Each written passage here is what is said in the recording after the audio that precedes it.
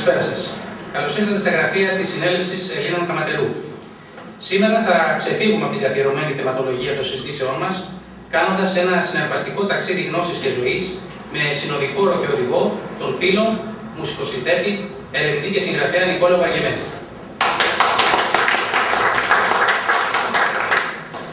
Έχοντας λάβει ανώτερες κλασικές μουσικές σπουδές από κορυφαίους καθηγητές του χώρου και με το αξιόλογο μουσικό του έργο, ο κύριος Βαργεμέζης αποτελεί σήμερα έναν πολύ σημαντικό μουσικοσυνθέτη, μουσικοπαιδαγωγό, καθηγητή και ερευνητή της ελληνικής γραμματείας.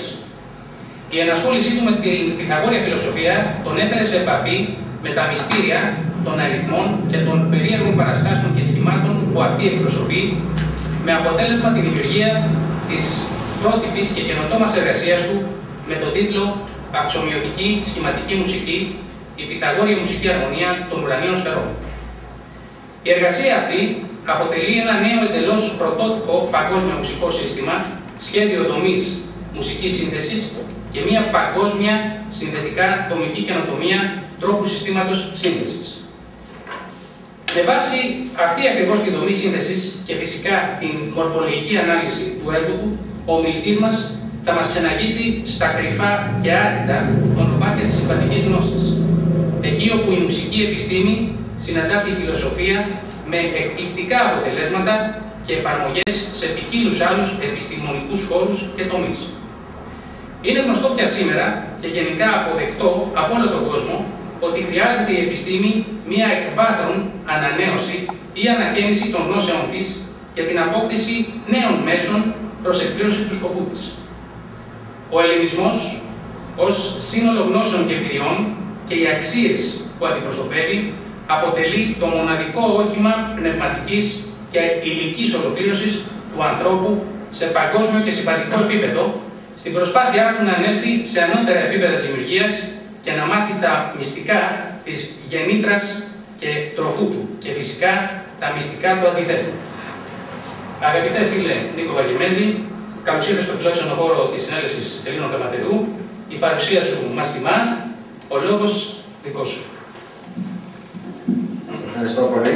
Σας ευχαριστώ όλους για την τιμή που μου κάνατε να με καλέσατε στην ΕΣΥ Καματερού. Σήμερα θα μιλήσουμε για ένα πολύ όμορφο θέμα, αλλά παράλληλα πολύ παράξενο για τα αυτιά όλου του ελληνισμού. Πιθανώς κάποιοι από εσάς να τα ακούτε για πρώτη φορά αυτόν τον όρο. Μουσική αρμονία των ουρανίων σφαιρών. Και εγώ πριν 15 χρόνια, όταν το πρωτοάκουσα αυτόν τον όρο, έμεινα με το στομάχι. Θα πούμε δύο λόγια για τον Πυθαγόρα, φιλόσοφο τον Πυθαγόρα, τον μεγάλο μας Πυθαγόρα. Δεν θα αναφερθώ στη ζωή. Απλά θα πούμε ότι αυτός ο άνθρωπος στην εποχή του εξέφρασε ένα ολόκληρο κοινωνικό-πολιτικό-θρησκευτικό σύστημα.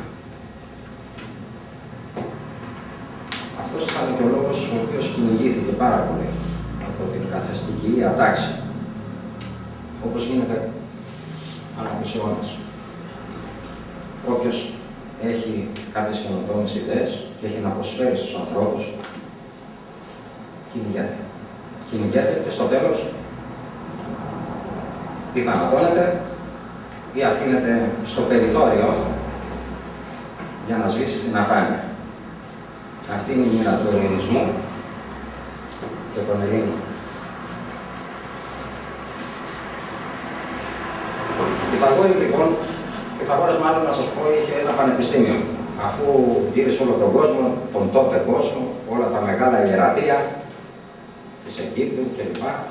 Απέκτησε μια τεράστια γνώση και αφού σε προχωρημένη ηλικία έφτασε τελικώς στους τελικούς, πήρε το δυνάμει, το χρήσμα και έφυγε στη Μεγάλη Ελλάδα, στη Σικελία. Οι Έλληνες επεκταθήκαμε παντού τότε και φτιάχνουμε πολιτισμούς γύρω-γύρω, ανά τη Μεσόγειο και όχι μόνο. Λοιπόν, πανεπιστήμιο εκεί, στον Κρότονα, στη Σικελία, το οποίο το ονόμασε το Μακοΐον. Έκανε επιλογή των μαθητών του. Δεν ήταν εύκολες οι γνώσεις που θα αποκτούσαν αυτοί οι άνθρωποι οι οποίοι έπρεπε να βγουν και να αποκτήσουν αυτές τις περίεργες γνώσεις. Λοιπόν, ήθελε λοιπόν να φτιάξει ένα ολόκληρο δομημένο σύστημα, το οποίο θα υπήρχαν άξιοι άνθρωποι κάποια στιγμή να βγουν και να το κοιτάξουν και να αφυπνίσουν τον κόσμο. Λοιπόν, στο τέλος δεν τα κατάφερε, το σκοτώσαμε τους μαθητές του, διαλύσαμε το Μακοΐο, γενικές πληροφορίες για τον Πυθαγόρα, τον οποίο θα τις βρείτε, και στο ίντερνετ του πάντα. Ναι, και στην βιβλιογραφία. Λοιπόν, δεν σκοτώθηκαν όμως όλοι από τους μαθητές του, ο ίδιος. Άλλοι λένε ότι εξαφανίστηκε, χάθηκε, άλλοι λένε ότι τον θανατώσαμε. Κανένας δεν ξέρει τι πραγματικά έγινε ο ίδιος. Βέβαια, σώθηκε ο γιος του και κάποιοι άλλοι φιλόσοφοι, μαθητές του, οι οποίοι πέρασαν στην Ελλάδα και από αυτούς βρήκαν πληροφορίες, αγόρασε πολλές πληροφορίες ο Πλάτωνας και από τον Πυθαγόρα και από έναν άλλο μαθητή του, τον Πρωτήση, τις οποίες τις πληροφορίες αυτές τις συμπεριέλαβε στο βιβλίο του «Ο Τίμιος». Κάτι που δεν γνωρίζει πολλοί κόσμος που ασχολείται και με τη φιλοσοφία, ολόκληρος ο Τίμιος είναι του Πυθαγόρας. Βέβαια, ο Πλάτων το απέκρυψε. Ο Πλάτων ήταν ένας πλούσιος άνθρωπος της εποχής του, εδώ στην Αθήνα και την Ακαδημία του Πλάτωνος. Και όσο συνήθως γίνεται, αυτός που έχει τα λεφτά αγοράζει τις γνώσεις και πολλές φορές τις οικειοποιεί. Δεν θα ήθελα να πω χειρότερα πράγματα. Λοιπόν, ας μείνουμε εδώ. Για τον Πυθαγόρα μέχρι σήμερα δεν υπήρξε βιβλιογραφία. Παγκόσμια. Έγινε μια προσπάθεια και είναι λογικό αυτό, γιατί για να μαζέψουμε τα στοιχεία, εφόσον υπήρχε ο όρκος σιωπής μεταξύ των Πυθαγορείων. Λοιπόν, πληροφορίες γραφτήκαν μόνο από τους μαθητές τους, από κάποιους φιλόσοφους, τι άκουσαν, τι τους είπανε, τι πάρουν. Ωστόσο, για να μαζευτεί ένα τέτοιο υλικό και να πούμε ότι ο Πυθαγόρας επακριβώς πρέσβευε αυτό, δίδασκε εκείνο, δίδασκε το άλλο, θα χρειαζόταν μια παγκόσμια έρευνα και πάρα πολλά χρόνια για να μαζευτούν όλα αυτά τα στοιχεία. Παρ' όλα αυτά, υπήρξαν κάποιοι ιδιώτες ερευνητές που αφιέρωσαν τη ζωή τους σε αυτό το πράγμα και γράψανε κάποια έργα, κάποια βιβλία. Ένας ήταν ο Ιταλός, ο Βιτσένζο Καπαρέλη, ο οποίος έγραψε 4 τόμους αποκλειστικά στην Ιταλική γλώσσα.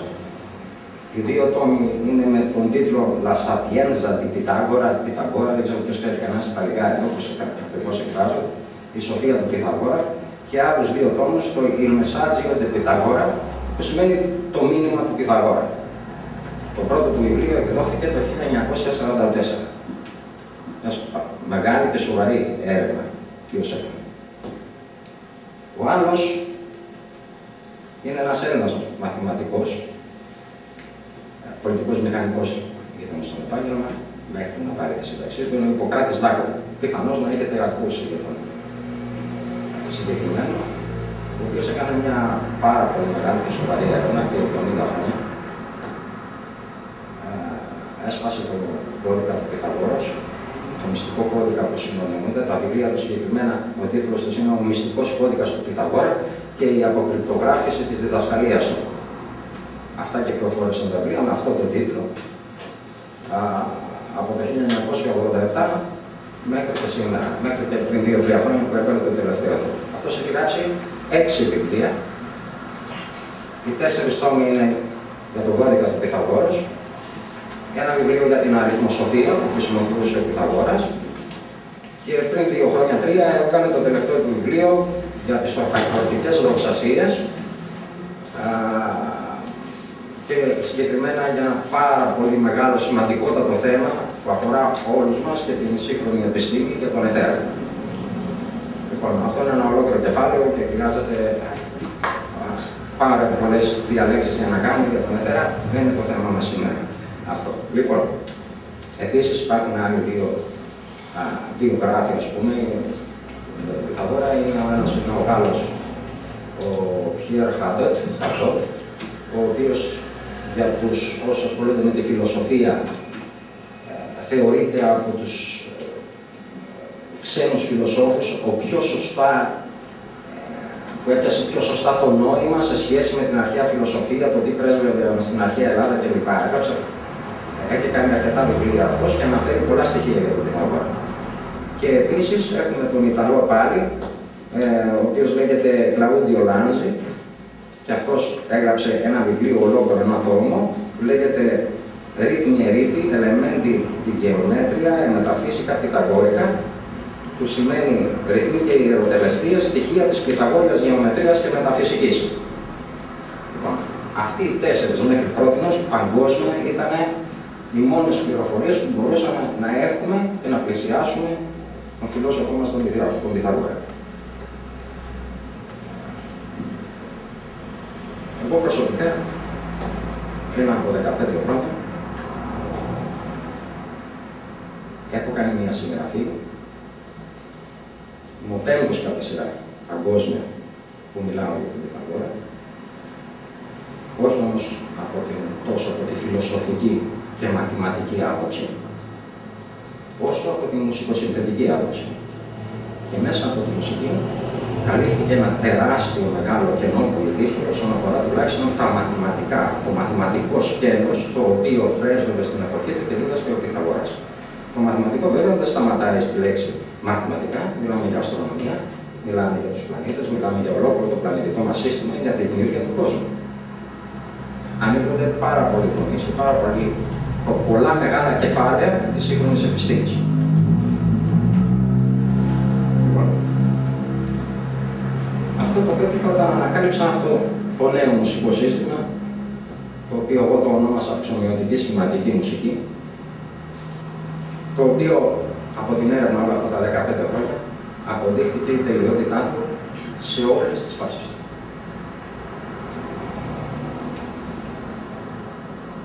Να πούμε λίγο πληροφοριακά, γιατί δεν θέλω να σας κουράζω μουσικά τα θέματα όλα αυτά.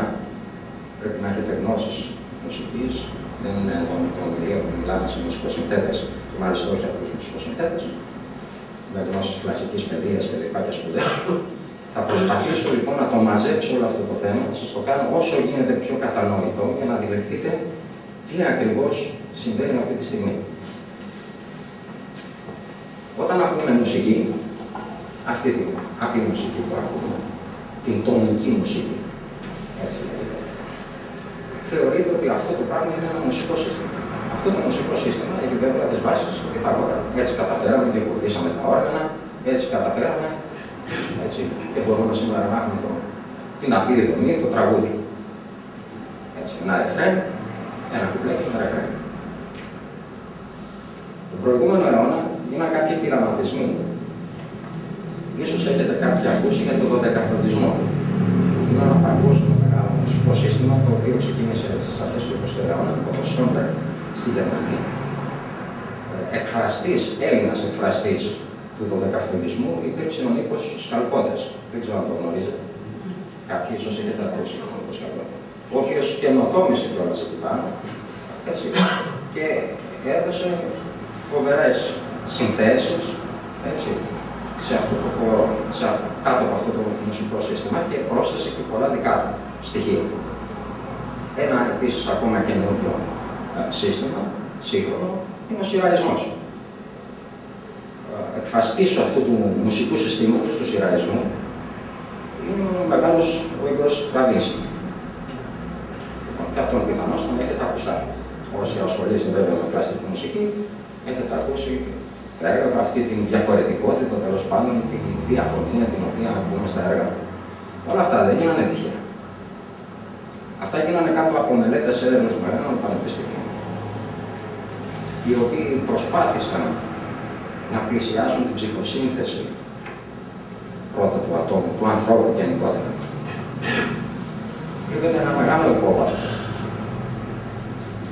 Λοιπόν, φυσικά δεν κατάφεραν ποτέ να ενοποιήσουν αυτά τα μουσικά συστήματα, δηλαδή την τονική μουσική, την ευχάριστη μουσική που γράφονται όλα τα τραγούδια παγκόσμια, που χαιρόμαστε. Έτσι, με όλα αυτά τα διάφορα συστήματα του πρωτοκαθορισμού, του συνεργασμού που είπαμε.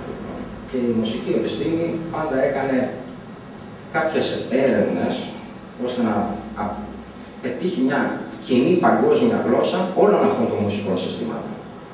Πολύ μεγάλες συνθέτες του κόσμου πειραματίστηκαν, άλλοι ερεύνησαν, κανένας όμως δεν κατάφερε να τα ενοποιήσει.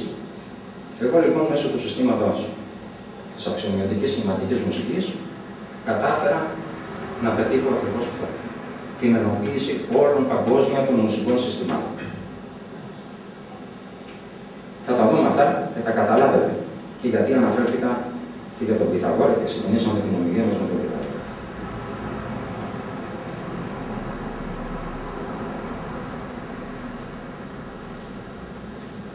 Αυτή η ανακάλυψη έγινε πριν από 15 χρόνια. Και για την απόδειξη αυτής της ανακάλυψης του μουσικού συστήματος συνέθεσα ένα ολόκληρο μεγάλο συμφωνικό έργο, το οποίο το ονόμασα Κυκλική Συμφωνία. Γιατί το ονόμασα Κυκλική Συμφωνία, θα σας εξηγήσω παρακάτω. Όταν θα πούμε αρκετά πράγματα για τον Πυθαγόρα, γιατί έδωσα αυτή την ονομασία.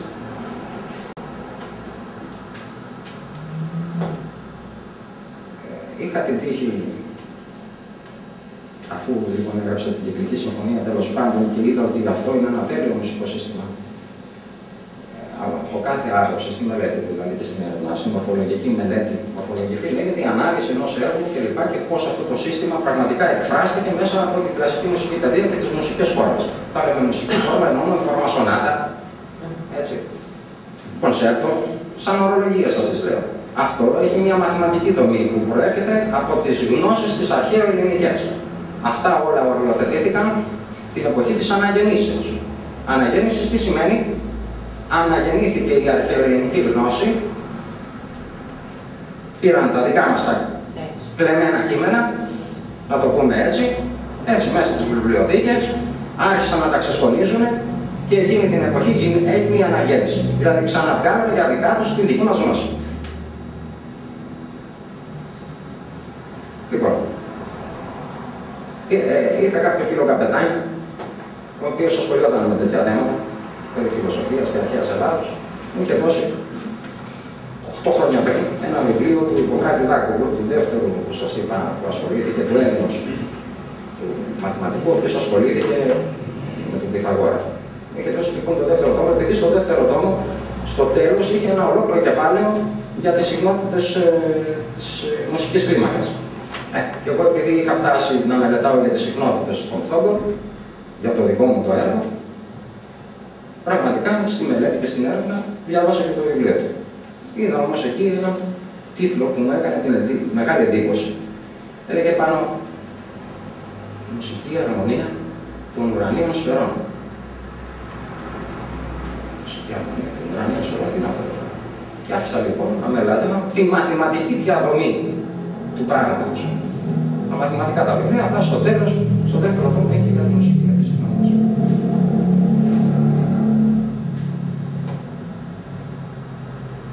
Λοιπόν, τι είναι η μουσική αρμονία των ουρανίων σφαιρών? Στην αρχαιότητα θεωρούσαν, έτσι λένε, ότι οι σφαίρες, δηλαδή οι πλανήτες, όταν μιλάμε για σφαίρες, μιλάμε για πλανήτες και τους πλανήτες του ηλιακού μας συστήματος. Είναι καρφωμένες σε ένα πλαίσιο το οποίο γυρνάει γύρω-γύρω και γυρνάει και οι πλανήτες μαζί. Αυτό λεγόταν ένα γεωκεντρικό πλανητικό σύστημα. Αυτό μας έχουν διαδώσει. Λοιπόν, εμείς ξέρουμε σήμερα ότι το σύστημά μας είναι ηλιοκεντρικό. Έτσι δεν είναι? Λοιπόν. Υπήρχε λοιπόν από την παράδοση όσοι διέσωσαν πληροφορίες για τον Πυθαγόρα, που λέει ότι ο Πυθαγόρας άκουγε να τρίζουν οι πλανήτες κατά την περιστροφή τους και σε σχέση με την απόσταση που είχαν οι πλανήτες με τη Γη, διαμόρφωνε λοιπόν ο Πυθαγόρας μία μουσική, με την οποία μουσική θεράπευε ψυχικές ανομαλίες, ψυχικές ασθένειες των ανθρώπων. Αυτή η πληροφορία υπήρχε. Έχει γράψει αυτή ο Αριστοτέλης. και μια σειρά άλλων φιλοσόφων. Θα δούμε παρακάτω από την έρευνα που έχω κάνει τι ακριβώς θα έχουμε πει. Άρα αυτό ήταν αλήθεια. Τώρα όμως, ακούει τη μουσική. Τι ακούει τη μουσική. Και πώς ακούει τη μουσική. Και πώς ακούει τη μουσική. Και πώς ξέρει σε τι απόσταση βρίσκεται κάθε πλανήτη. Ακριβώς. Εδώ είναι τώρα τα στοιχεία που λέει. Λοιπόν, ας μπούμε λοιπόν να δούμε από την έρευνα που εγώ έχω κάνει τι στοιχεία βρήκα.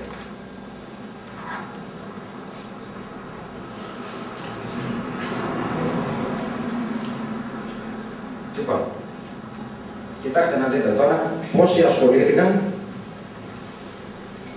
με τη μουσική αρμονία των ουρανίων σφαιρών και πόσοι προσπάθησαν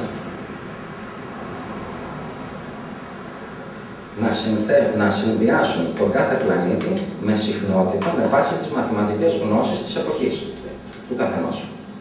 Προσέξτε. Ο Φιλόλαος. Ο Φιλόλαος ήταν μαθητής του Πυθαγόρα.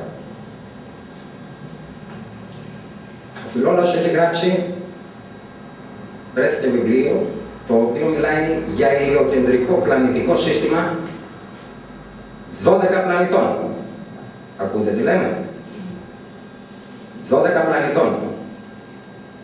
Ηλιοκεντρικό, όχι γεωκεντρικό. Λοιπόν, ο Νεκόμαχος ο Γερασινός, ο Θέονος Μενέος, ο Ισίδωρος της Σεβίλης, ο Πτολεμαίος και ο Πλούταρχος. Όλοι αυτοί προσπάθησαν να βρουν αυτό που ο Πυθαγόρας έλεγε ότι άκουγε για την αρμονία των ουρανίων σφαιρών. Όλοι λοιπόν, κάθετα θα τα δείτε, δώσανε από ο Φιλόλαος έχει δώσει αυτή την οκτάδα και από αριστερά βλέπετε έχει συνδυάσει ας πούμε τον Θόγκομη με τον Κρόνο, το Φα με τον Δία, έλεγοντας. Ο καθένας λοιπόν έδωσε την δική του οκτάδα, έτσι, σε σχέση με τους πλανήτες που βλέπουμε αριστερά-αριστερά.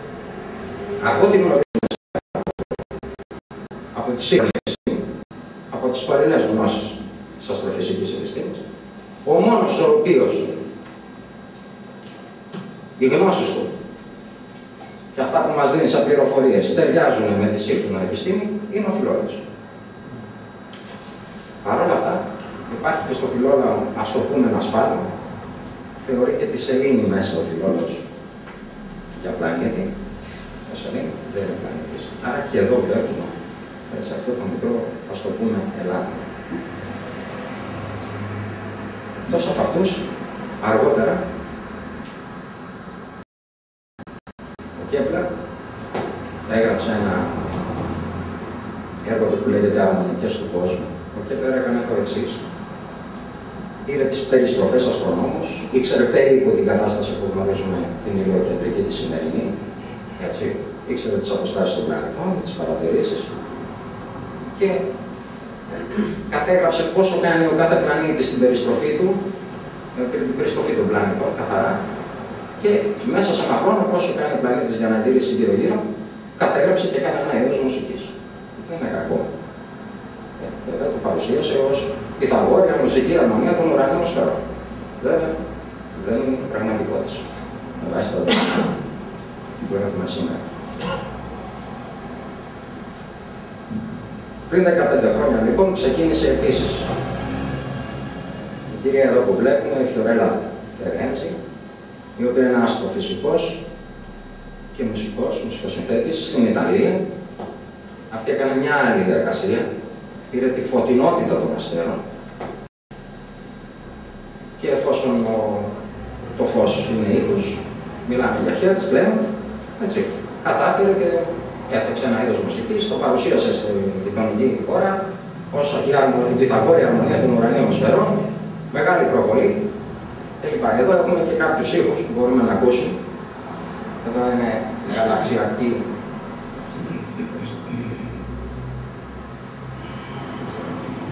Ακούγεται.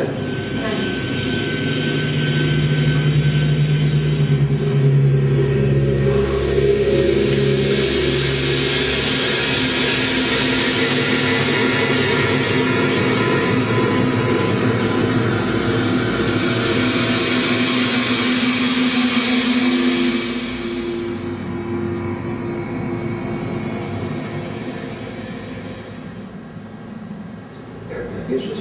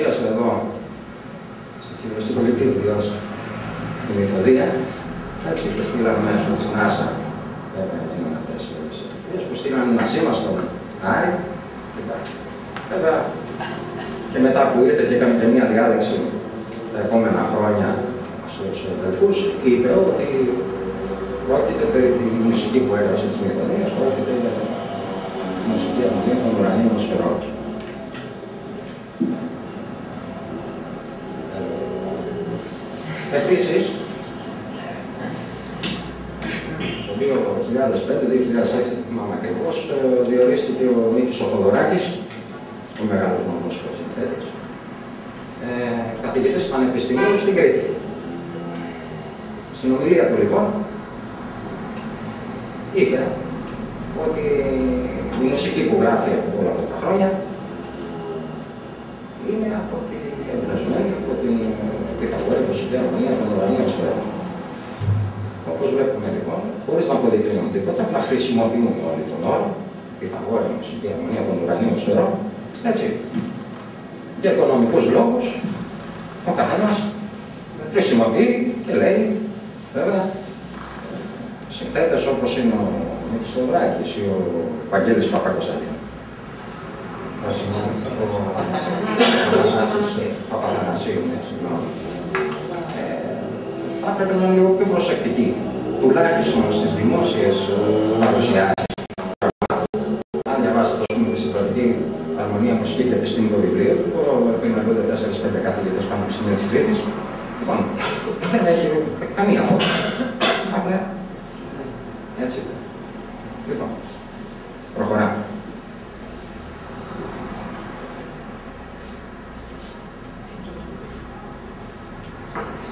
Η μουσική που ανακάλυψα κρύβει μέσα της έναν σπουδαιότατο αριθμό. Πιθανώς να τον γνωρίζετε. Είναι ο χρυσός αριθμός Φ. Αυτός είναι ένας ασήμαντος αριθμός. 1,618,33. Βλέπετε όλα αυτά τα στοιχεία. 3.666 δεκαδικά ψηφία. Ισοδυναμεί κάτω κάτω με τον αριθμό 1,62. Κοντρικά είναι μια τετραγωνική ρίζα του 5 συν 1 δια 2. Αυτός ο αριθμός, με αυτόν τον αριθμό, είναι μια παγκόσμια σταθερά. Έχει χτιστεί ολόκληρο το σύμπαν.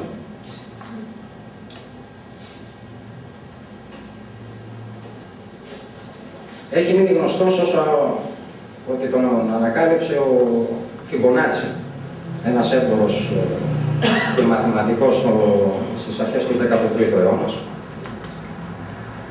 ο οποίος είπε και ένα παραμύθι, ότι λέει όταν το ρώτησαν πού το βρήκε, βέβαια ο αριθμός από μόνος δεν λέει τίποτα, είναι μια πρόοδος, μια μαθηματική πρόοδος, γεωμετρική πρόοδος. Αυτό θα τα δούμε παρακάτω αυτά. Όταν το ρώτησαν πού τον βρήκε αυτόν τον αριθμό, είπε ότι παρακολουθούσε πώς γεννιόνταν τα κουνέλια και βρήκε ακριβώς αυτόν τον αριθμό. Μια σακλαμάνα, διότι τα κουνέλια δεν γεννούνται όταν αναπαράγονται με αυτόν τον τρόπο. Έτσι. Λοιπόν, αυτό ανήκει στη σφαίρα όλων αυτών που έχουν κλέψει την αρχαία ελληνική γνώση, έτσι και την έχουν οικειοποιηθεί για δική τους. Είναι αυτή η κατάσταση η οποία ίσχυσε μέχρι την εποχή της αναγεννήσεως, για να αναγεννηθεί η αρχαία ελληνική γνώση κάτω από άλλες συνθήκες διαχειρίσιμες. Και ισχύει και μέχρι σήμερα. Λοιπόν,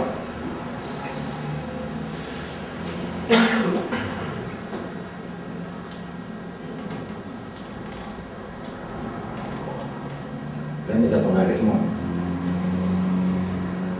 Επί εποχής Σοκράτους έγινε ένα μεγάλο συνέδριο στην Αθήνα. Μαθηματικό συνέδριο. Σε αυτό το συνέδριο είχε πάρει μέρος ο μεγάλος μαθηματικός μας, ο Θεέτητος μέρος. Λοιπόν, γυρνάει ο Σοκράτης λοιπόν και του λέει: για πες μας, Θεέτητε,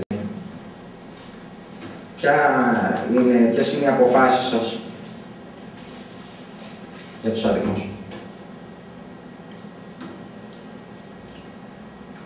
Αποφασίσαμε, λέει Σοκράτη, να λέμε ότι όταν ένας αριθμός αποτελείται από γινόμενο δύο ίσων παραγόντων, θα το λέμε τετράγωνο. Τετράγωνο λέγεται από τότε μέχρι και σήμερα παγκόσμια. Το διδαχτήκατε ποτέ αυτό στα σχολεία? Το διδαχτήκατε ποτέ αυτό στα πανεπιστήμια? Αποφασίσαμε, του λέει Σοκράτη, να λέμε ότι ένας αριθμός όταν αποτελείται από γινόμενο τριών ίσων παραγόντων θα το λέμε κύβο. Κύβος λέγεται μέχρι και σήμερα. Και ακολουθεί κι άλλο.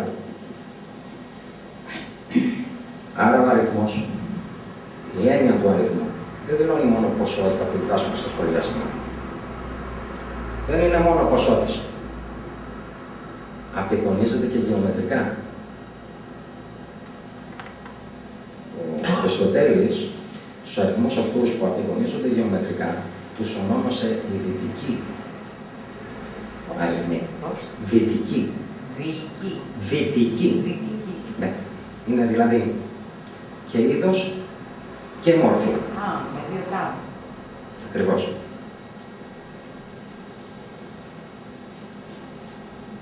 Δεν θα πω πέρα στους αριθμούς, γιατί θα καταλήξουμε, θα χάσουμε και τη σειρά για την αρμονία του σφαιρό. Θα σας πω μόνο ότι το σύμβολο του κύκλου αντιπροσωπεύει, και καθιερώθηκε από τότε να αντιπροσωπεύει την ύλη. Το σύμβολο της γραμμής αντιπροσωπεύει την αντί-ύλη. Αντί-ύλη τι είναι? Είναι αυτό που ψάχνουμε να βρούμε στο σέρβερ. Θα τα δούμε παρακάτω.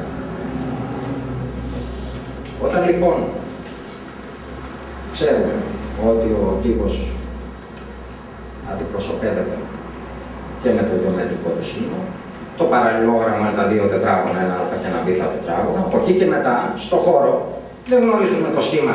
Εάν δεν προσθέσουμε νη διαστάσεις, τι σχήμα αποδίδει? Με την πρόσθεση λοιπόν, όπου νη είναι το άπειρο.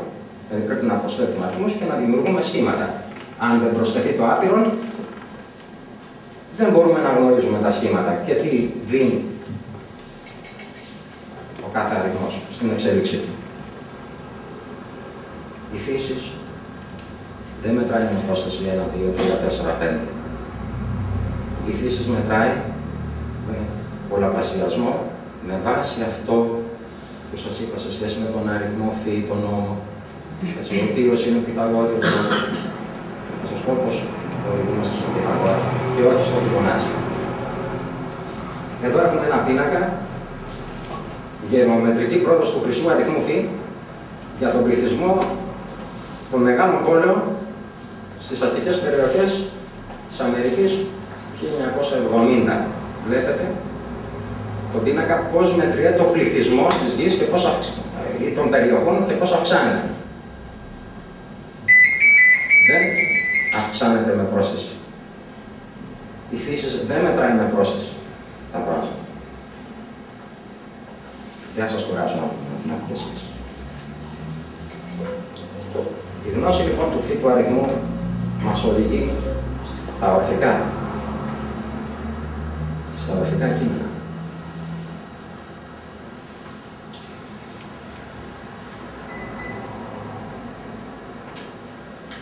Ο Συριανός ο δάσκαλος του Πρόκλου,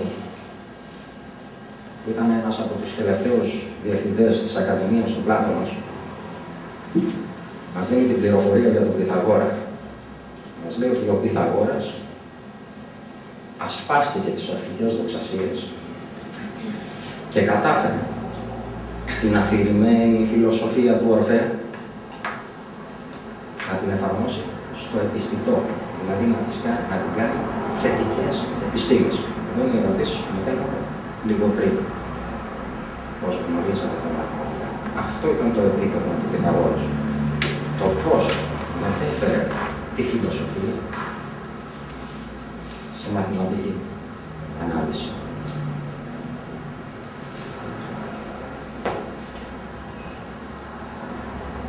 Στο Μακοείο, λοιπόν, μπαίνοντας μέσα στο Μακοείο, έτσι είναι γραμμένο, πληροφορίες αυτά, μπαίνοντας λοιπόν μέσα στο Πανεπιστήμιο του, υπήρχε ένας ναός των μουσών. Οι μούσες στην αρχαιότητα, έτσι, ήταν ό,τι πιο ιερό υπήρχε όσον αφορά την απόκτηση των γνώσεων. Όλες οι επιστήμες, έτσι, πέρα το ότι η κάθε μία είχε και μία διάλυση για την ποίηση, τη λυρική, άλλη ήταν για τη μουσική, άλλη ήταν. Έτσι, όλες όμως μαζί αντιπροσώπευαν όλη τη γνώση που έπρεπε να έχει ένας άνθρωπος για να μπορέσει να ζήσει ευτυχισμένος στη γη. Να δημιουργήσει πάνω στη γη. Αυτό βέβαια είναι και φιλοσοφία ολόκληρη.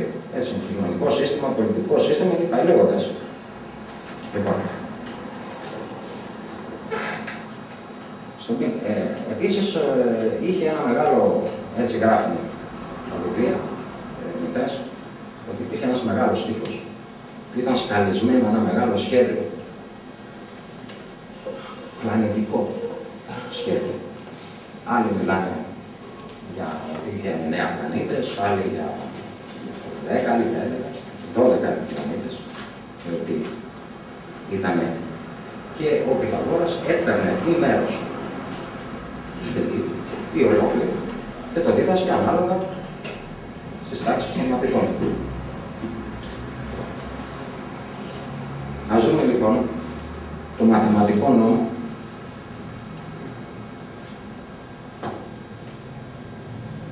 ο οποίος είναι ο παγκόσμιος νόμος της δημιουργίας του σύμπαντος σε σχέση με τον αριθμό φύλλου.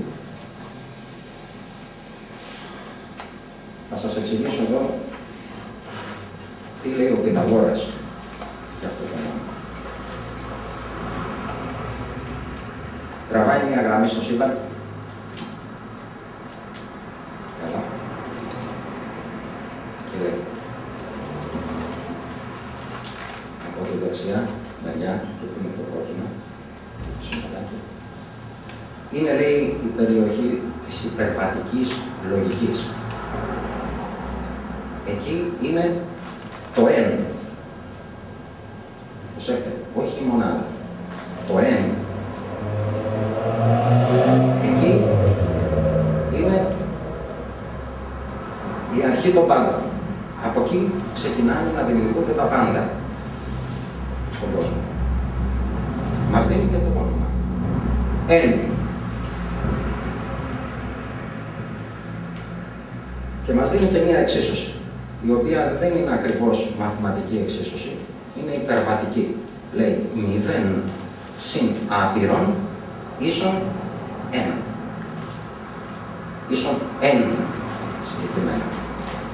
Ίσον θειός. Αυτό το ονομάζει θειός. Αυτό το θειός είναι η πρώτη πελασγική ελληνική, αρχαιοελληνική λέξη της ενίας του Θεού. Από εδώ λοιπόν, κανένας επιστήμον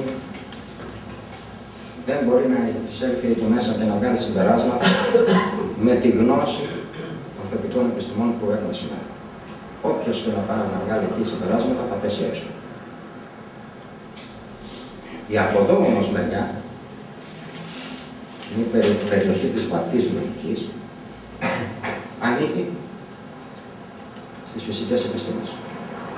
Μπορούν οι επιστήμονες σήμερα να φτιάξουν μέρος αυτού ή και ολόκληρο. Είπαμε λοιπόν ότι αυτό είναι μια γεωμετρική πρόοδος, αναδρομική, μια μαθηματική ακολουθία, ξεκινώντας από το n, έχουμε τη μονάδα.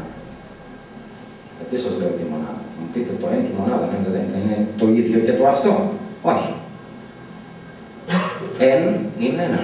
Μονάδες έχουμε άπειρες. Το n περικλεί τα πάντα. Το n περικλεί τα πάντα. Ακριβώς. Η μονάδα λοιπόν, η πρώτη δημιουργική αρχή, έτσι, ακολουθεί αυτή τη γεωμετρική πρόοδο, λένε ένα, μετά είναι ο αριθμός φι, φι τετράγωνο, φι κύβος, φι τετάρτης και πάει λέγοντας. Θα τα δούμε μέχρι πόσες φάσεις φτάνει αυτό, αυτή η γεωμετρική πρόοδος. Αυτό εδώ που βλέπετε, ξέρετε τι είναι? Το DNA του ανθρώπου.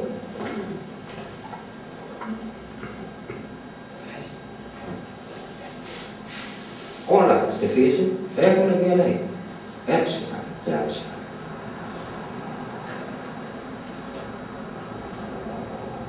Ποιες είναι οι περίεργες ιδιότητες αυτού του αριθμού? Για να έχουμε μια γεωμετρική πρόοδο, πρέπει να έχουμε πολλαπλασιασμό. Δηλαδή, ένα επί φι να μας δίνει φι τετράγωνο. Φι επί φι τετράγωνο να μας δίνει το φι κύβος. Εδώ βγαίνει και με πρόσθεση. Αν πούμε ένα συν φι, θα μας δώσει πάλι το φι τετράγωνο. Φι συν φι τετράγωνο θα μας δώσει το φι κύβος. Με βάση αυτό το παγκόσμιο νόμο λοιπόν, ο Πυθαγόρας κατέγραψε την κίνηση όλων των τότε πλανητών και από εδώ μέσα λένε παραδόσεις ότι ο Πυθαγόρας κατάφερνε και άκουγε την κίνηση των πλανητών σε σχέση με τις αποστάσεις. Τίποτα δεν άκουγε. Ήξερε τις αποστάσεις, μαθηματικές σχέσεις ήταν και από εκεί δημιουργούσε συχνότητες και παρήγαγε τη μουσική.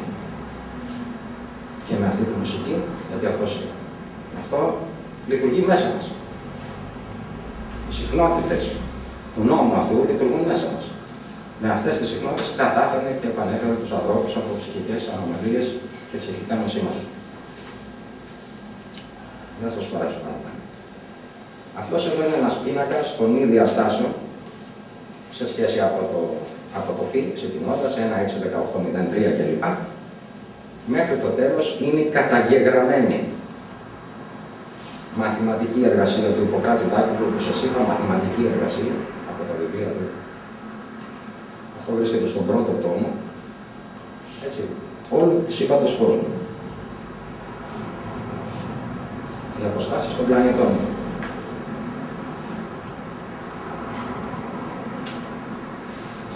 Σας πω παρακάτω για τα πλανητικά συστήματα. Αυτό εδώ είναι η δεύτερη φάση της δημιουργίας του νόμου που είδαμε πριν. Βλέπετε, είναι το πρόβλημα της χρυσής τομής. Μας δείχνουν στα σχολεία που μας λένε, αλλά δεν είναι όπως τον Ευκλήδη γεωμετρία που έχει περαστεί. Αυτή είναι η επίλυση του προβλήματος στον χώρο πραγματικά. Σαν το κύκλο του Όουλερ με μοιάζει αυτό. Εντάξει, αυτή είναι η δευτέρα φάση της δημιουργίας. Έχουμε 12 τέτοιες φάσεις. Ξεκινώντας από την πρώτη που είδαμε, ο Πυθαγόρας, σας πω, κατάφερε αυτόν τον νόμο να τον εκφράσει σε 5 διαστάσεις. Η πρώτη διάσταση που είδαμε του νόμου πριν, αυτή εδώ που βλέπουμε τώρα, είναι η γραμμική διάσταση. Η δεύτερη είναι η επιφανειακή, η τρίτη είναι ογκομετρική, η τέταρτη είναι χρονική, οι χρόνοι που χρειάστηκαν για να δημιουργηθούν τα σύμπαντα του κάθε πλανήτης και οι κόσμοι, και η τέταρτη είναι πολύ σημαντική, είναι που βιώνουμε, αναπνέουμε και πεθαίνουμε, είναι ενεργειακή, ένας πολύ σημαντικός νόμος. Θα το δούμε πιο κάτω, είναι το n διαφύγει στην πέμπτη. Εντάξει, μαθηματικά, προχωρήσουμε λίγο γιατί θα κολλήσουμε εδώ. Αυτό λοιπόν εδώ, το μεγάλο σχέδιο της αρμονίας των ουρανίων σφαιρών φιλολάγου που βρέθηκε με τους 12 πλανήτες του ηλιακού συστήματος. Τα εδώ δεν είναι σκίτσες ζωγραφίας, είναι πραγματικά μαθηματική εργασία, αποδεδειγμένη, εδώ και σχεδόν 27 χρόνια του Ιπποκράτη Δάκοβλου. Αυτή η εργασία δόθηκε στην NASA από το 1990 από τον ίδιο τον Ιπποκράτη Δάκοβλου και βρεθήκαν οι δύο πλανήτες στις θέσεις ακριβώς αυτές που έχουν καταμετρηθεί. Οι χοντρές γραμμές, οι παχές γραμμές που βλέπετε, αυτές εδώ, είναι οι τροχιές των πλανητών που έχουμε σήμερα στο ηλιακό μας σύστημα. Καταλάβατε τώρα τι μας έχουν κρύψει. Ο Φιλαλός ήταν μαθητής του Πυθαγόρας. Τα βρέθηκαν από κείμενα του Φιλολάγου. Εδώ μας μίλαγαν ότι εμείς είχαμε το γεωκεντρικό και πιστεύαμε άλλες δοξασίες και πράγματα. Σας ανέφερα στην αρχή.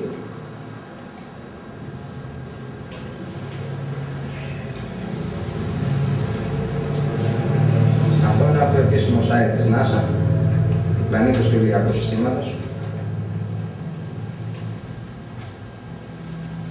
Εδώ ο Πυθαγόρας, να φανταστείτε, μεταξύ Διός και Άρεος, είναι αστεροειδές, είναι οι αστεροειδείς τώρα που βρίσκονται. Λένε ότι υπήρχε ένας πλανήτης, ο οποίος δεν πρόλαβε να σχηματιστεί, αν Οδυσσέας. Υπήρχε πλανήτης, ο οποίος υπάρχουν αποδείξεις σήμερα, μας τα λέει ο Πυθαγόρας, και μάλιστα από την έκρηξη τη μεγάλη, το οστικό κύμα έχει καταμετρηθεί επακριβώς το πόσο επηρέασε τους εξώτερους πλανήτες σε σχέση με τον παγκόσμιο νόμο, είναι καταγεγραμμένα αυτά τα πράγματα. Ακριβώς. Λοιπόν, και όπως θα δείτε πάνω είναι ο παγκόσμιος νόμος του σύμπαντος, ένα φύφι τετράγωνο, φύ κύβος, φύ τετάρτης και πάει λέγοντας.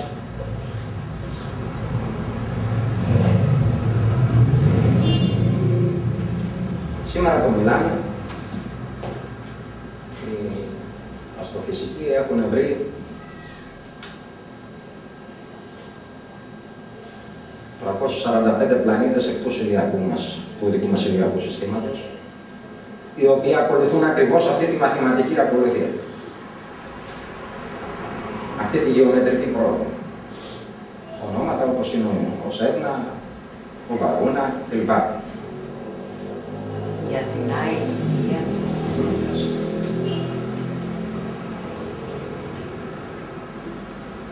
Λοιπόν,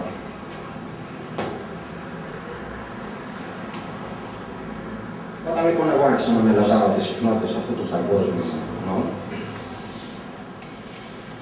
αυτή είναι η εργασία δικιά μου, βλέπετε, σε σχέση με το μουσικό σύστημα που είχα πριν. Θα δείτε από πάνω, είναι ο αριθμός φ, φ τετράγωνο, φ κύβος, φ τετάρτης, φ πέμπτης και φτάνει μέχρι το φ στη 14η. Γιατί ακριβώς το φ. Μέχρι το φ στη 14η γίνεται η ανακύκλωση από τη μονάδα που είπαμε ξεκινάει ένα φ τετράγωνο κλπ. Γίνεται πλήρως ικανοποιητική προσέγγιση της μονάδας. Πολλαπλασιασμένη φ φορές.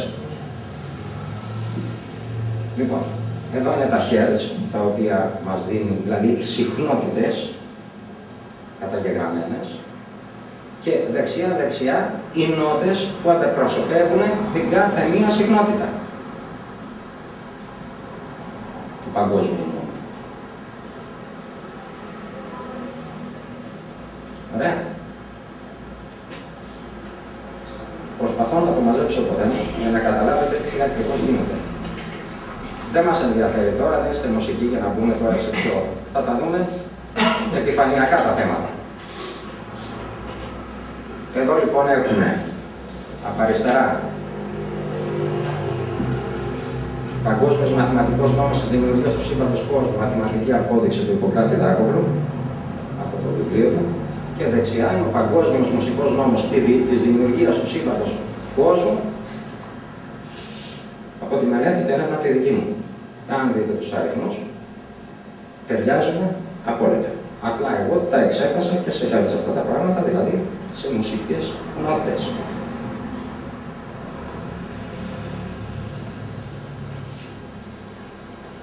Ας δούμε το δεύτερο, το φυτετράγωνο. 2,61803 και πάει λέγοντας. Με τη στρογγυλή λειτουργία είναι το 2,62. 262 Hz. Εδώ, φυτετράγωνο. Θα έχω στρογγυλοποιήσει. Λοιπόν, για να μας αποδώσει νότες του συγκερασμένου συστήματος, δηλαδή τις μουσικές νότες που μπορούμε να ακούσουμε σήμερα με τα δικά μας τα μουσικά τα όργανα. Δεν υπάρχουν δεκαδικοί σε ήχο οργάνων, μουσικών οργάνων που κυκλοφορούν σήμερα. Λοιπόν, μετά έχουμε το φύι στην τρίτη είναι 4,23605, το φύι στον κύβο είναι 423 Hz, στον κυλοποιημένο, το βλέπετε. Μέχρι κάτω φύι στην 14η. Βέβαια εδώ, ο παγκόσμιος μαθηματικός νόμος του Δάκοβου συνεχίζει μέχρι για ολόκληρο το σύμπαν. Εγώ κινήθηκα στο δικό μας καθαρά ηλιακό σύστημα και βρήκα τις συχνότητες έτσι που αποδίδει ο νόμος μέσα στο ηλιακό μας σύστημα. Συνεχίζουμε. Αυτό λοιπόν εδώ που σας παρουσιάζουμε είναι η αυξομοιωτική σημαντική μουσική, το μουσικό σύστημα, το οποίο επινόησα. Δεν θα μπούμε τώρα στις λεπτομέρειες των φθόγκων, θα σας πω μόνο ότι από αριστερά το πρώτο πλαίσιο και το δεύτερο είναι ακριβώς και αντιστρόφως ανάλογο μεταξύ του. 32 νότες μας δίνει το πρώτο και 32 νότες 64 φθόγκους συνολικά, που από αυτές τις 64 νότες μόνο 6 νότες βγαίνουν σαν ενοποίηση. Δηλαδή οι 64 νότες, αν τις ενώσουμε μεταξύ τους, θα μας δώσουν μόνο 6 φθόγκους. Μόνο 6 νότες στην ανάλυση τους. Το ίδιο γίνεται και στο δεύτερο πλάνο. Άλλες 64 νότες, οι οποίοι πάλι αν ενωθούν θα μας δώσουν άλλες 6 φόγκους. Το ποιοι είναι, δεν μας αφορά εδώ. Γράφουμε. Σι ύφεση ρεφαντίαση, λα ύφεση δο και μη, φάλα δοδίαση, μη ύφεση σολσί. Συνεχίζουμε. Αυτός πάνω είναι ο παγκόσμιος νόμος και αυτές είναι οι νότες που τελικώς απορρέουν από τους πίνακες που είδαμε πριν. Οι πρώτες, σι ύφεση ρεφαντίαση, με το φι στην Ελλάδα. Φι στην 8η και φι στη 10η του παγκόσμιου νόμου. Σι ύφεση. Είναι αυτό εδώ. Ρε. Είναι αυτό εδώ. Αδείς είναι αυτό εδώ. Οι τρεις από κάτω. Είναι η φύση στην τρίτη, η φύση στο τετράγωνο και η φύση στην τετάρτη. Οι νότες. Λα ύφεση. Εδώ. Και φύγεις. Η ντο. Το τετράγωνο. Και το φύση στην τετάρτη. Το ίδιο βγαίνει από τις άλλες δύο, να μην μακρηγορούμε. Σχηματίζεται λοιπόν μέσα από το σύστημα και την απόρρεια αυτού του συστήματος, δηλαδή την ουσία αυτού του συστήματος, ολόκληρος ο παγκόσμιος νόμος της δημιουργίας του σύμπαντος. Αυτό ήταν το πρώτο πράγμα που ανακάλυψα μέσω συχνοτήτων που σας είπα στην αρχή. Και από εδώ ξεκίνησε όλη η έρευνα, που δεν μπορείτε να φανταστείτε τι αποτελέσματα και τι εξηγήσεις έχουμε για άγνωστες πτυχές της επιστήμης σήμερα.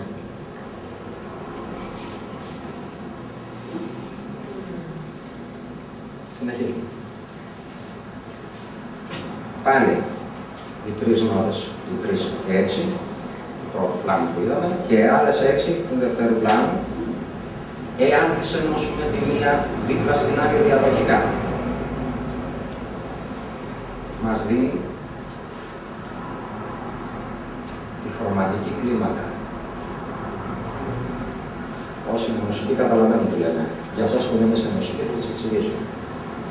Στο πιάνο, το βλέπω εδώ έχω ένα σχέδιο από κάπου να το δείτε, ξεκινώντας από το ντο μέχρι το ντο είναι 8 νότες. Επειδή το ντο είναι η πρόσθεση που έβαλε ο Πυθαγόρας για να μπορέσει να κορδίσει τα μουσικά συστήματα και να βγάλει τη μουσική που ακούμε σήμερα, είναι επανάληψη της πρώτης νότας. Δεν το θεωρούμε μέσα. Στην ουσία νότες είναι 7, όπως είναι 7 τα χρώματα. Έτσι. Λοιπόν, είναι 7 μέρες της εβδομάδας. Λοιπόν, από το ντο, στην ουσία είναι από το ντο μέχρι το σι.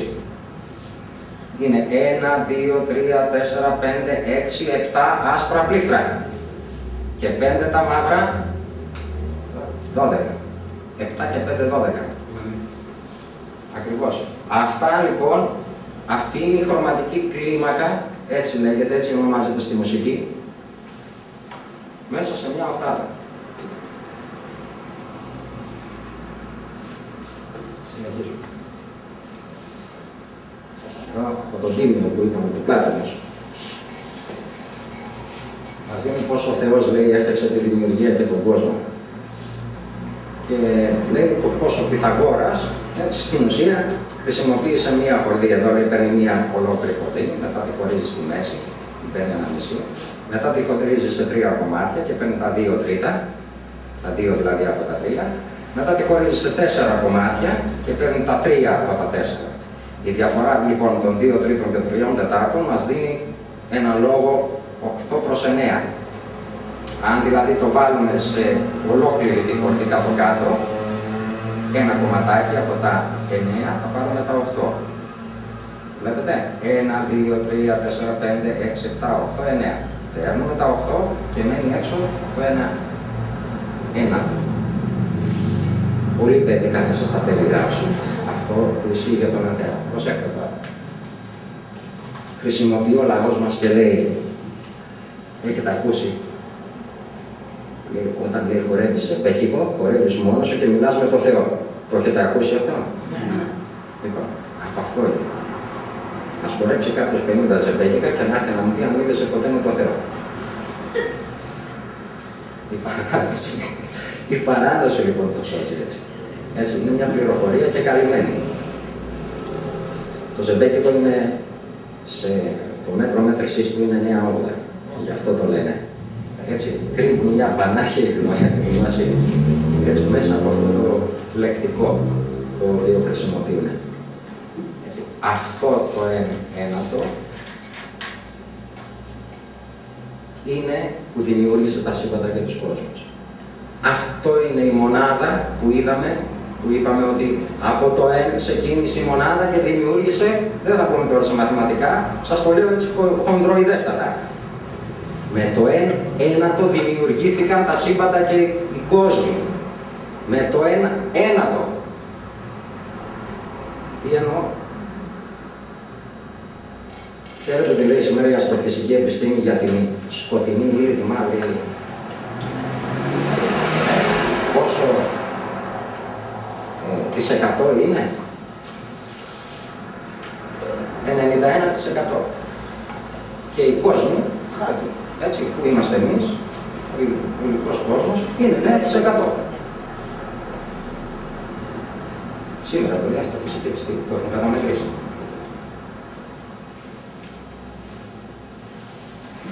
Αυτό είναι. Ψάχνουν οι αστροφυσικοί να βρουν λέει τη σκοτεινή ύλη. Δεν θα την βρουν.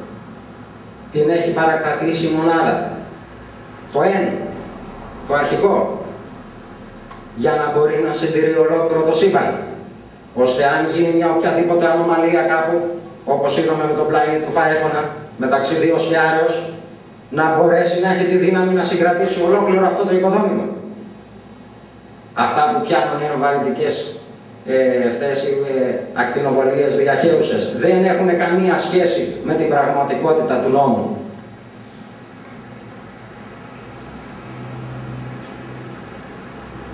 Ναι, η σύγχρονη επιστήμη ακόμα βαθιά ανοιχτωμένη για αυτά τα νοήματα και για αυτές τις έννοιες. Έχουν πολύ δρόμο ακόμα να καλύψουν. Αλλά ο κόσμος δεν τους αφήνει.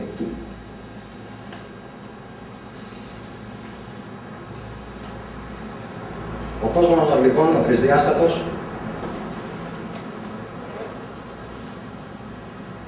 με βάση τον παγκόσμιο νόμο, Βλέπουμε αριστερά.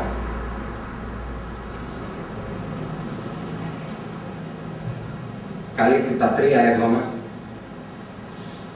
του εθεροφυσικού μας κόσμου. Από δεξιά, ο τετραδιάστατος κόσμος, το εθερικός, καλύπτει τα 4/7.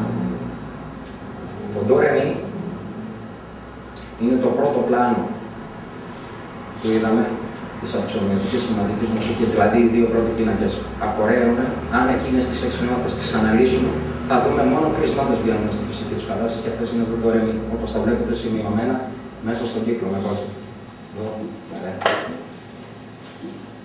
Οι άλλοι δύο σχηματισμοί, το δεύτερο πλάνο, δηλαδή οι άλλες 64 νότες, δίνουν πάλι, είπαμε 3 και 3 6 νότες, που αν αναλυθούν σε πραγματικά μας δίνουν το σι, το φα, από κάτω ξεκινάμε, το φα, το σολ, το λα και το σι. Βλέπετε τι γίνεται, είναι η κλίμακα του ντο. Ντο, ρε, μι, φα, σολ, λα, σι. Η επτάκη. Η κλίμακα. Ο Πυθαγόρας δεν έλεγε ότι πιο γνήσια και ελληνικότατη οκτάβα είναι η δωρική από μη. Κοιτάξτε, από την ανάποδη τώρα. Μη, ρε, ντο, σι, λα, σολ, φα. Και το μη, εφόσον δεν πολλαπλασιάζεται η 8η νότα, εννοείται. Αυτές είναι οι μουσικές αποδείξεις. Σκεφτείτε λοιπόν ένα τρισδιάστατο κόσμο και έναν εθερικό τετρασδιάστατο. Σας το δείχνω με τα χέρια. Που ο τετρασδιάστατος καλύπτει το τρισδιάστατο σε αυτήν εδώ τη μορφή. Και μπλέκονται κιόλας, όπως βλέπουμε τα καλάθια, για να το κρατήσει σε συνοχή.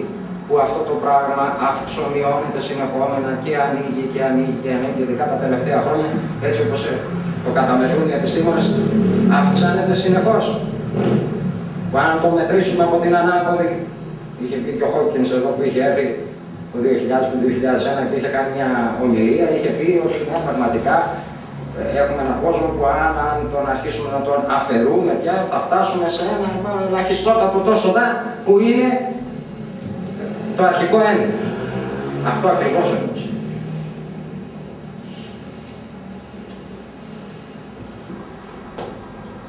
Εδώ τελειώσαμε με τους νόμους της ύλης. Υπάρχει όμως και κάτι ακόμα που ανακάλυψα, τους νόμους της αντιύλης, αυτά που ψάχναμε στο ΣΕΑΡ. Πρώτη διάλεξη που έκανα ήταν στις 21 Οκτωβρίου το 2008 στον Δήμο του Αγίου Δημητρίου, μαζί με τον Ιπποκράτη, το μεγάλο μαθηματικό που σας είπα, που από μαθηματικής απόψεως όλα αυτά είναι αποδεδευμένα στα βιβλία του. Εγώ πληροφοριακά σας δίνω τώρα τα στοιχεία. Δεν ήταν τυχαίο που έφεσε εκείνη την ημερομηνία, ήταν το πρώτο πείραμα που γινόταν στο ΣΕΡ για να ανακαλύψουν την αντιύλη. Έχουμε τους νόμους μέσα από το σύστημα της αυξομοιωτικής σχηματικής μουσικής, αλλά από την αντίθετη μεριά.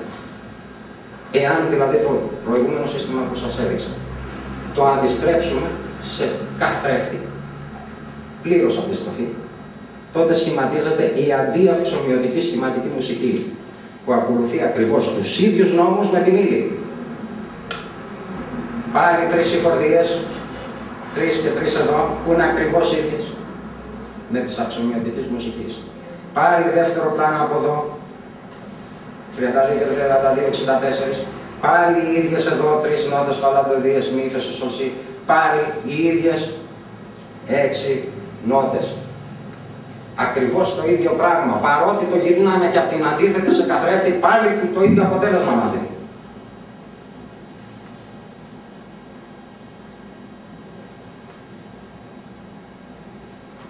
Εδώ έχουμε παλαιόν, πάμε η αυξομοιωτική σχηματική μουσική, τα πρώτα 4 που είδαμε, και η αντιαυξομοιωτική σχηματική μουσική, τα τώρα που σας έδειξα.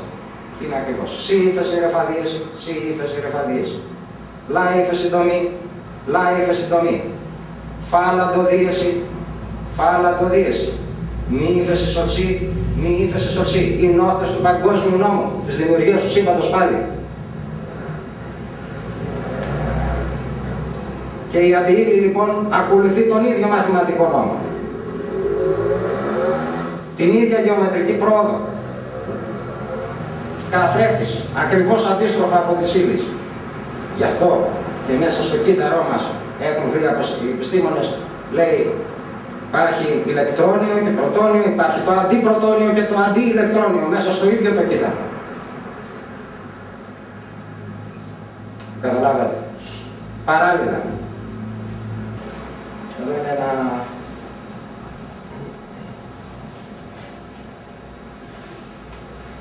σχέδιο. Από την αριστερή μεριά βλέπουμε τον αστερισμό της Ανδρομέδας. Από εδώ ξεκινάει το σύμπαν το δικό μας με την βαριά ύλη, την πυκνή ύλη, κατασκευαστικά. Από την άλλη μεριά εδώ βλέπουμε το Βέγγα, τη λύρα του Βέγγα και τον Ηρακλή. Εδώ λοιπόν, σε αυτόν εδώ τον αστερισμό του Βέγγα, της Λύρα και του Ηρακλέους, έρχονται αυτές οι μεγάλες εκρήξεις που λέει η σουπερνόβα, κατακλείνουν ολόκληρα τα σύμπαντα. Έτσι, σε αυτούς τους αστερισμούς κοντά, στον Ηρακλή, είναι η επαφή μας με τον κόσμο της ύλης, που σας είπα πριν, και της αντιύλης. Και όπου η μία προσπαθεί να μπει μέσα στην άλλη, να βρει είσοδο, έτσι δημιουργούνται αυτές τις τεράστιες εκρήξεις. Καμία δεν δέχεται μέσα στο είναι της, το είναι της άλλης. Σας είχα πει για τους δύο κόσμους που είναι ακριβώς το ίδιο όμως. Αντίθετη από την ανάποδη μεριά, πάνω στον ίδιο νόμο. Έτσι λοιπόν, αυτό που γνωρίζουμε σήμερα, η αστροφυσική, είναι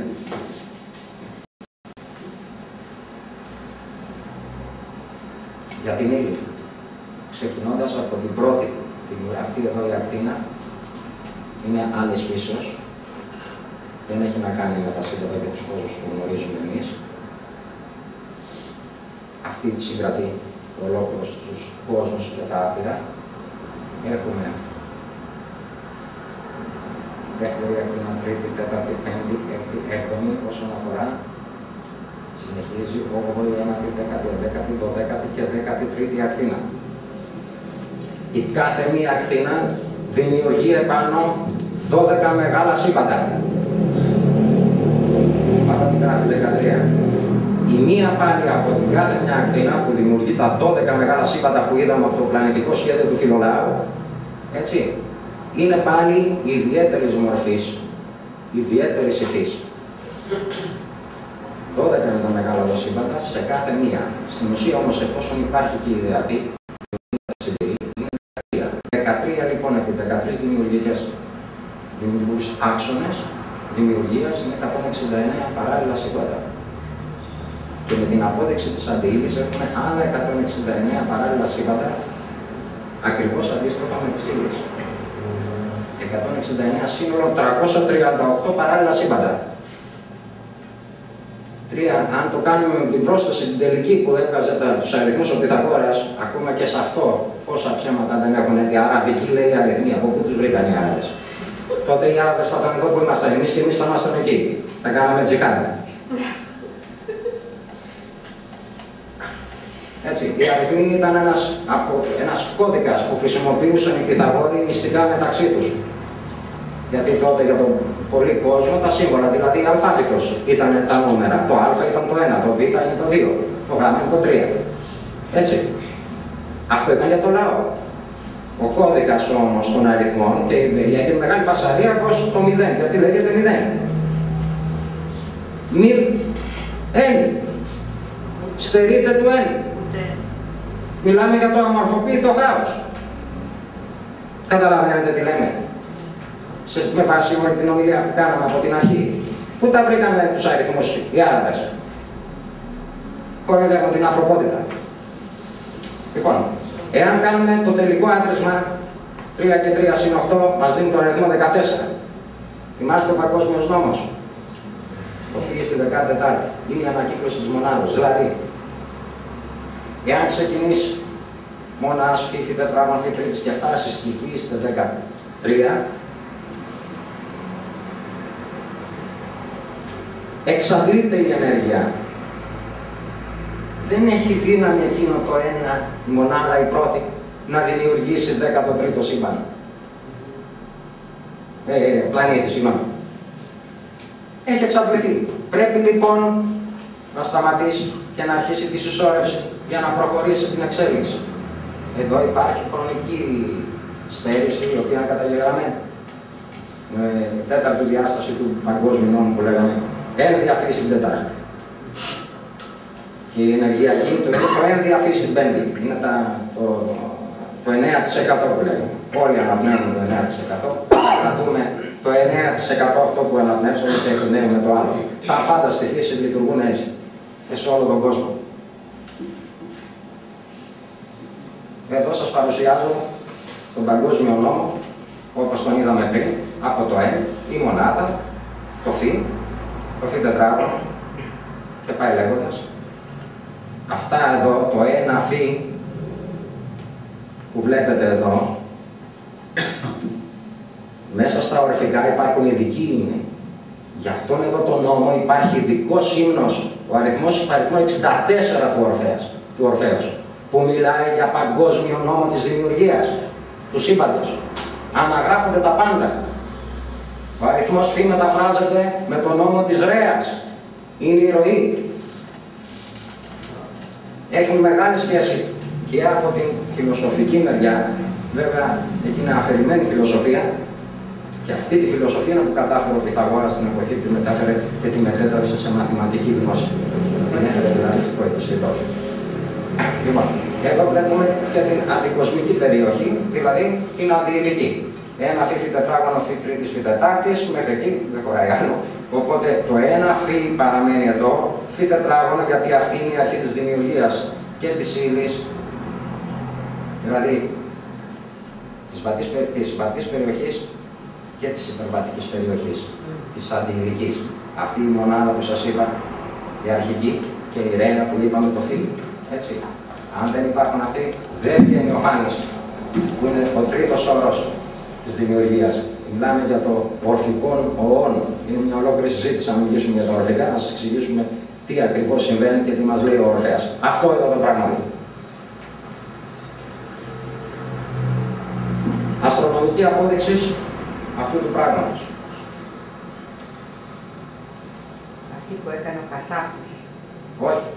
Τώρα. Καινούργια είναι αυτή. Οι αστροφυσικοί μετρήσαν ένα σώμα,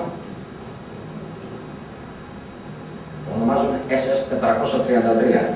Βρίσκεται στον αστερισμό του αετού του Δία, του Διός. Είναι 18.000 έτη φωτός μακριά από εμάς. Κατέγραψαν λοιπόν ένα σώμα, το οποίο ρέει ενέργεια σε μορφή διπλής πυροειδούς έλικος, όπως είναι ο παγκόσμιος νόμος, μπρος και πίσω. Στις φάσεις ακριβώς του παγκόσμιου μαθηματικού νόμου της δημιουργίας του σύμπαντος. Του παγκόσμιου μουσικού νόμου της δημιουργίας του σύμπαντος, θα πω εγώ. Όταν λέμε σώμα εννοούμε Ένας πλανήτης. Ναι. Έχω εδώ, αυτό είναι από το επίσημο site της NASA, η αριστερή εικόνα. Είναι η φωτογραφία του συστήματος SS433, δείχνει δύο υψηλής ταχύτητας λογούς με αέριο θερμοκρασίας 50 εκατομμυρίων βαθμών, 5 τρισεκατομμύρια χιλιόμετρα μακριά στις αντίθετες πλευρές ενός διαδικού συστήματος, πάλι για διαδικό σύστημα μιλάει, μαύρης οπής, είτε είναι ενός αστέρα νετρονίων. Στον αστερισμό του αετού του Διός 18.000 έτη φωτός που είπαμε, μακριά μας. Οι πίδακες προήλθαν από ένα συμπαγές αντικείμενο στο γαλαξία μας που δημιουργήθηκε από το θάνατο ενός ογκώδου αστεριού κατάλοιπο σούπερνόβα. Η δεξιά είναι καλλιτεχνική απόδοση του διαδικού συστήματος ενός αστέρα και μαύρης οπής, στο οποίο υλικό από το άστρο πέφτει μέσα στον αστέρα νετρονίων ή στη μαύρη οπή, αφού περιστραφεί πρώτα γύρω από αυτήν. Έτσι παράγονται δύο πίδακες ενέργειας που εκτινάσσονται προς τα έξω και κατά μήκος του άξονα περιστροφής του αστέρα νετρονίου ή της μαύρης οπής. Αυτές είναι οι φάσεις που καταμετρήθηκαν. Εδώ αριστερά είναι το σχήμα το πώς καταγράφεται το αέριο. Αυτό εδώ είναι ο φασματογράφος που δείχνει τις δύο φάσεις. Το SS-433 βρίσκεται σε τροχιά διάρκειας 13 ημερών. Γύρω από το άστρο νετρονίου είναι τη μαύρη τρύπα. Μεταφέρεται ύλη από το κανονικό αστέρι σε ένα δίσκο προσάφησης που περιβάλλει το συμπαγές αντικείμενο και εκτινάσει από δύο προβολές ιονισμένο αέριο σε αντίθετες κατευθύνσεις, περίπου στο 1/4 της ταχύτητας του φωτός. Θα είναι επίσημα στοιχεία από την NASA. Επιπλέον, η ταλάντευση διπλής σπυροειδούς έλικος διαρκεί 162 μέρες. Δηλαδή 1,62. 1, 6, 18, 0, 33, 1, 62. 13 φάσεις. Μέχρι το φύση 13η, γιατί εκεί τελειώνει, δεν έχει άλλο να δημιουργήσει. Πάμε για το φύση 14η για να συνεχίσει ξανά η δημιουργία του σύμπαντος. Ταλάντευση είναι φύ επί 101, 162. Και εδώ είναι από κάτω καταγεγραμμένες φάσεις. Αυτά είναι επίσημα στοιχεία. Όποιος θέλει μπορεί να τα πει. SS-433. Μπείτε και δείτε, ενημερωθείτε. Να μην σας κουράσω άλλο. Ήταν λίγο ξαφνικό το θέμα έτσι όπως το συζητήσαμε. Σοκαριστικό. Σοκαριστικό, ναι. Εντάξει, ό,τι πληροφορίες έτσι απλά μπορώ να μεταφέρω στον κόσμο. Κάτι για την αντίληψη παραπάνω, τις ιδιότητες της, ας πούμε, έτσι. Ναι, οι ιδιότητες της αντίληψης είναι ότι έχει μια τελείως διαφορετική λειτουργία σε σχέση με εμάς, ενώ εμείς είμαστε εξατομικοποιημένοι, δηλαδή ο καθένας μας λειτουργεί ως άτομο, εκεί τα άτομα λειτουργούν ως ομάδα. Είναι λοιπόν τελείως διαφορετική από εμάς στη συμπεριφορά της. Αλλά η δομή της, η κατασκευαστική της δομή και η συμπεριφορά της είναι ακριβώς αναλόγως αντίστροφη από τη δική μας. Απλά εμείς λειτουργούμε με μεγάλες ταχύτητες, ενώ εκείνη είναι αργή στις κινήσεις της. Αυτό εμείς δεν μπορούμε να το καταλάβουμε, δεν μπορούμε να το αντιληφθούμε. Μπορούμε έτσι μόνο σαν εικόνα, σαν ιδέα. Οι νόμοι της δεν ισχύουν, η φυσική που γνωρίζουμε σήμερα δεν ισχύει. Έτσι, και αυτό το βλέπουμε από τον αστερισμό που είπαμε πριν του Ηρακλέου. Δηλαδή βλέπουμε όγκους τεράστιους πλανητικών συστημάτων να τους σύρει μια πολύ ελάχιστη μάζα. Υφίσταται εκεί βαρύτητα, δηλαδή υπάρχουν εκεί οι δυνάμεις, οι γνωστές, ξέρουμε. Αυτά είναι τα περίεργα και αυτά όλα χρήζουν έρευνας πολύ μεγάλης επιστημόνων, δηλαδή και ερευνητικών κέντρων για να φτάσουμε σε συμπεράσματα. Κοιτάξτε να δείτε τι γίνεται. Παγκόσμια τα πανεπιστήμια δουλεύουν στο θεωρητικό κομμάτι των ιδεών. Δηλαδή θα βγουν οι κύριοι οι θεωρητικοί που θα πούνε μια ιδέα. Το υπόλοιπο κομμάτι του επιστημονικού χώρου είναι το τεχνοκρατικό. Είπε κάποιος μια ιδέα, μας συμφέρει να την υλοποιήσουμε. Όλος ο πλανήτης και τα πανεπιστήμια θα δουλεύουν να την υλοποιήσουν. Αυτό είναι σήμερα.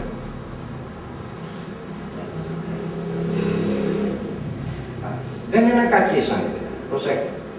Εάν όμως ξέρανε αυτοί που τη χειρίζονται αυτή την κατάσταση να λειτουργήσουν τα πράγματα σωστά, όλος ο πλανήτης θα ήταν διαφορετικά σήμερα. Από το να κάθονται να φτιάχνουν κινητές συσκευές για το πώς θα δουλέψουν μέσω ίντερνετ, μέσω κινητών. Πληροφορίες. Ποιες πληροφορίες? Τι πληροφορίες? Το να στέλνω SMS και να βλέπω στο γατάκια και σκυλάκια στο Facebook αυτές είναι οι πληροφορίες των ανθρώπων. Αυτά ζητάει ο άνθρωπος να ξέρει. Ή ζητάει να ξέρει πραγματικά ποιος είναι, από πού ήρθε, πού πάει και ποια είναι η προσφορά του στον συνάνθρωπό του. Να ζήσει μια αξιοπρεπέστητη ζωή, να σέβεται τον άλλον και προπάντων να σέβεται τον ίδιο τον εαυτό. Άρα οι αρχηγοί, αυτοί που διοικούν τα πράγματα, δεν τα χειρίζονται σωστά. Αυτοί πρέπει πρώτα να μάθουν ή αν δεν θέλουν να μάθουν, να αλλάξουν. Να έρθουν άνθρωποι οι οποίοι θέλουν αυτά τα πράγματα να τα κάνουν πράξη για όλη την ανθρωπότητα. Σου αλλάξουμε εμείς. Γι' αυτό παλεύουμε.